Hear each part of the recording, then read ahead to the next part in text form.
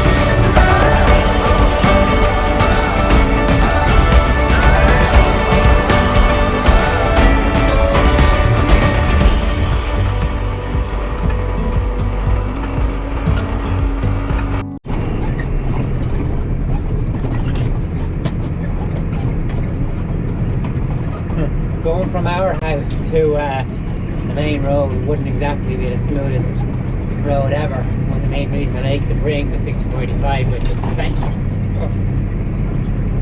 or the 6490 with suspension. But anyway, so I have the tanker unhitched off the 85 and the full set of weights taken off the front.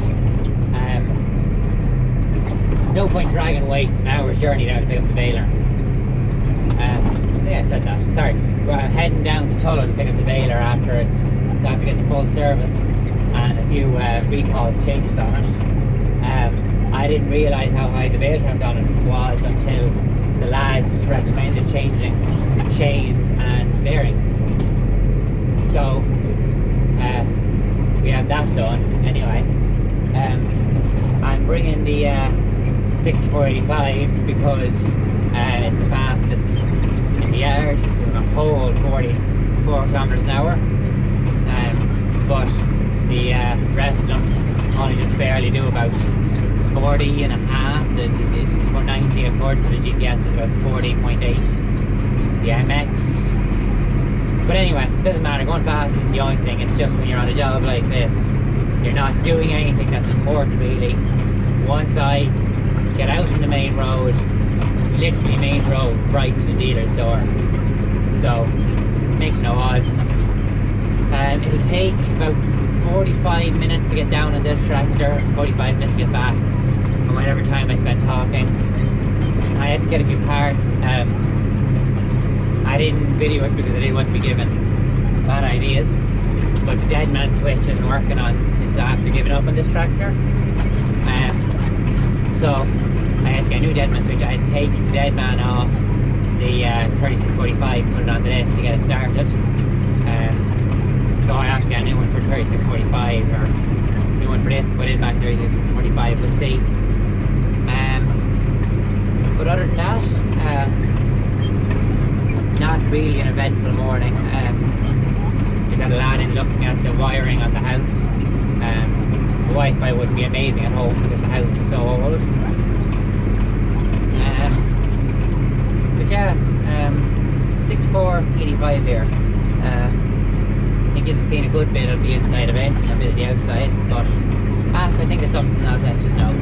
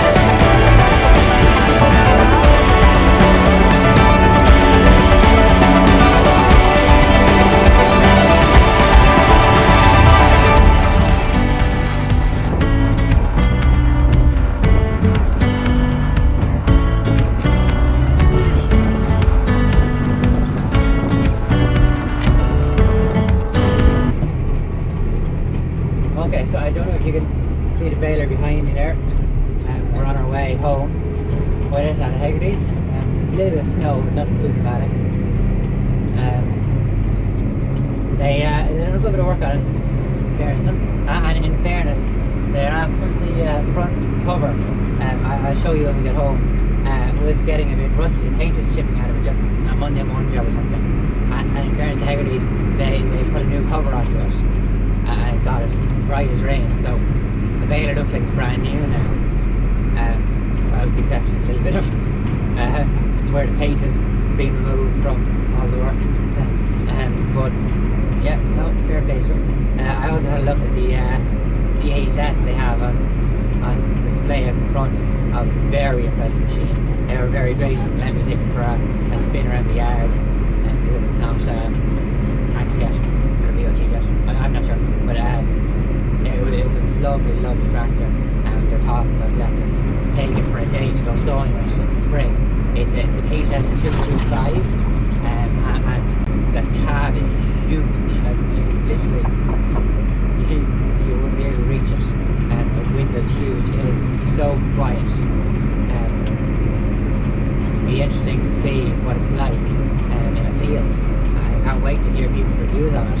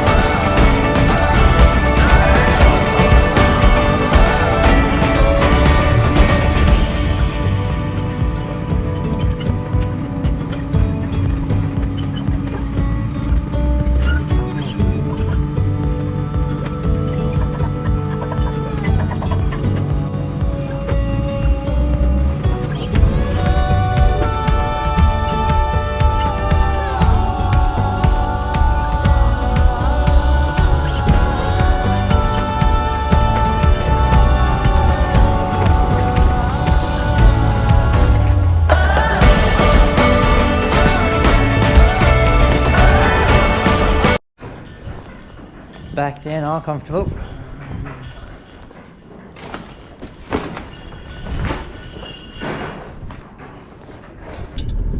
Okay, so as you just seen, we have unhitched the baler. Right, I backed the baler into the shed and unhitched it and backed it around the corner.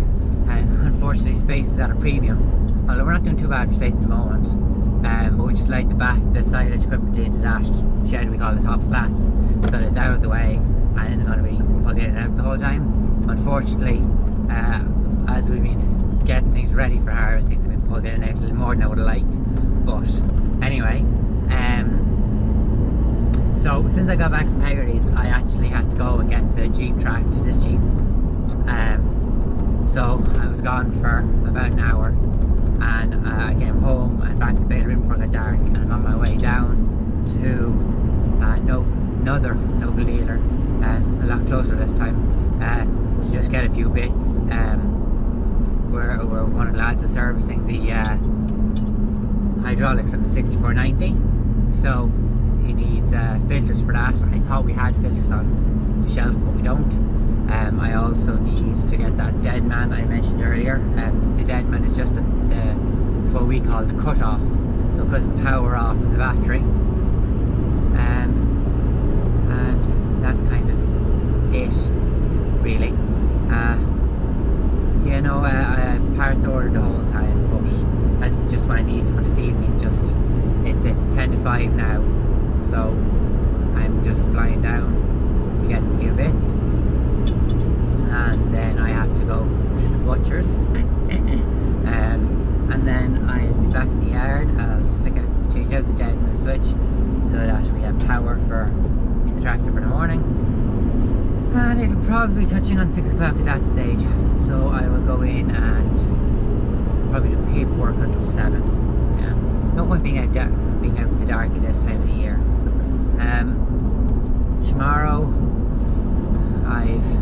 Tomorrow's another day, but sure, we'll save it for another video, I suppose.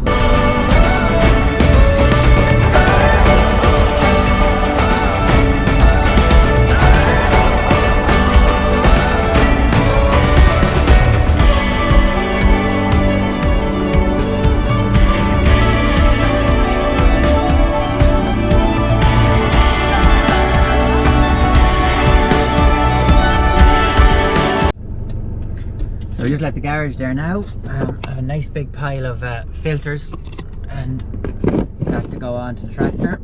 Is some money's worth in that. Heading for town now, 5:15. I should hopefully get home in time to fit the filter and see where we go from there.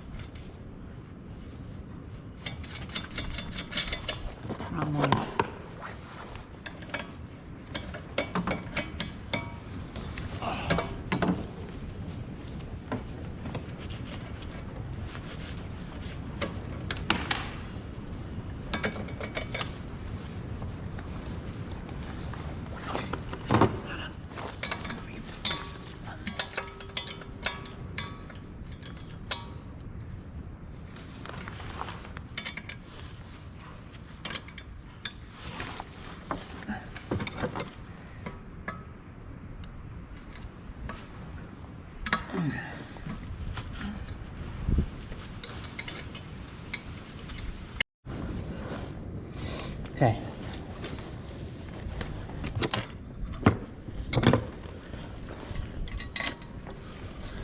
Now, I may have dropped the nut. I think I can get it back. There we go. Okay.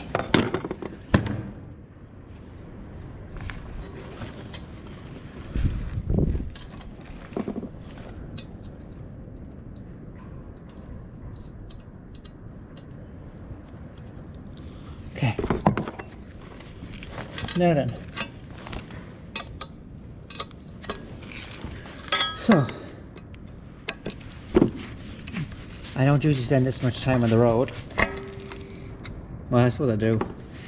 A lot of my day consists of phone calls, picking up parts, meeting with customers. And if I'm lucky, I get to spend a bit of time on a tractor.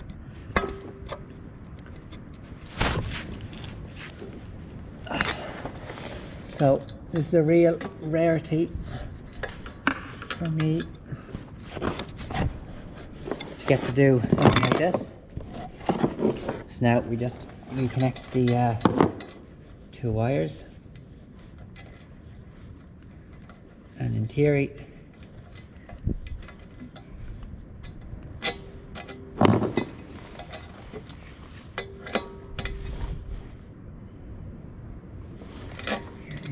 then it should work. So we'll check it in a second.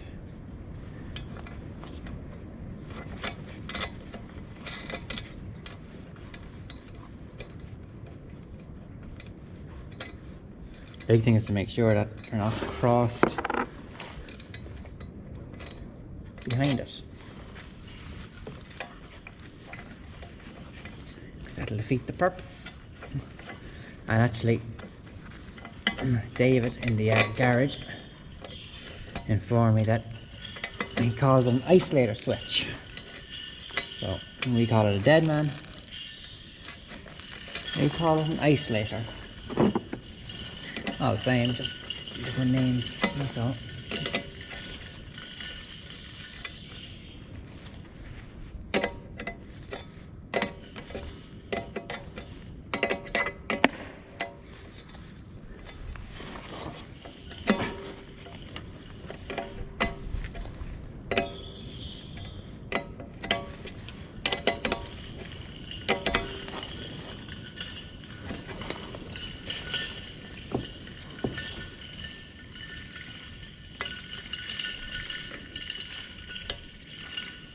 So we're just tightening on the wires at the back here.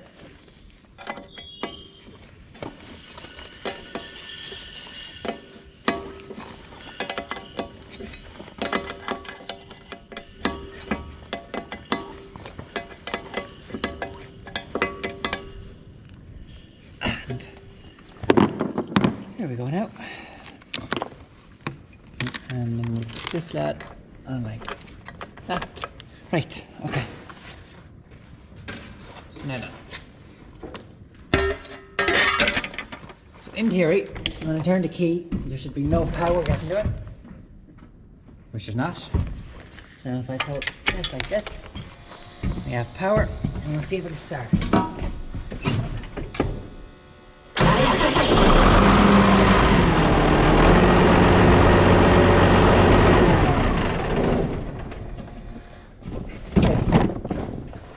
So this morning we had to disconnect, bypass the dead man by just rejoin the wires, which is basically means this isn't on it, to get the tractor started. So now that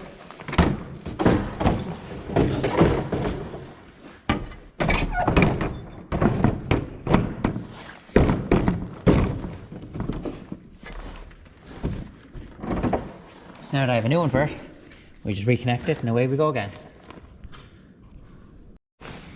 Okay, while I have a bit of light, I'm just going to sign off for this video. I got a lot more into it than I thought I would. I thought it'd take me the whole week to fill the content. So this is my day. I'll probably make this one video. We'll see what tomorrow brings. If I can bring the camera with me and make more, I will. Otherwise, we'll see. My next video could be a week-long, my week, or it could just be another day. This is more of a January day than a February day, because February we're running at things the whole time. We'll be going ploughing in the next couple of days, trying to get beans in, or next week, so that'll be something that'll be going on in February that wasn't going on in January, but all the same. But thanks for watching. See you again soon.